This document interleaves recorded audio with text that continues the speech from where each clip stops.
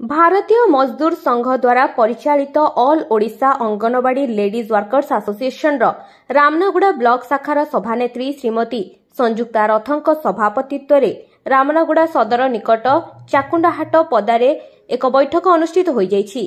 उक्त बैठक में मुख्य अतिथि भावे श्रमिक नेता भारतीय मजदूर संघर राज्य संपादक तथा जिला प्रभारी श्री योगेश्वर दास, सम्मानीय अतिथि भावे all Odisha anganwadi ladies workers association जिला सभानेत्री जयंती पद्मलया साहू, जिला संपादिका श्रीमती उषाराणी दास, भारतीय मजदूर संघर प्रशांत पाल जोगदे राज्य सरकार निष्क्रियता मनमुखी शासन विरोध करथिले।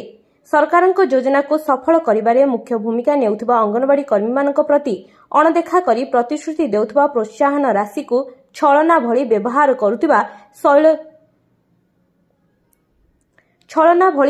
करुवा शैली को निंदा करथिले।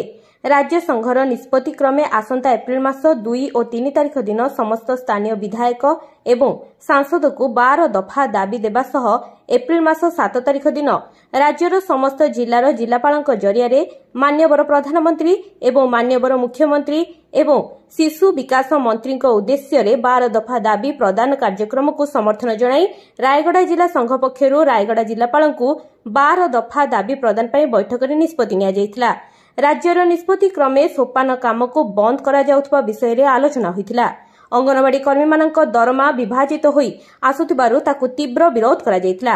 विभिन्न समय रे विभिन्न स्थान रे अंगनवाड़ी कर्मी मानक प्रति हेउथबा अवहेला, अणदेखा एवं अन्याय को तुरंत बंद करबा पई सरकारक निकट रे श्रमिक नेता श्री योगेश्वर दास दाबी करछंती। एही बैठक रे इंदिरा पंडा, मिनती कर,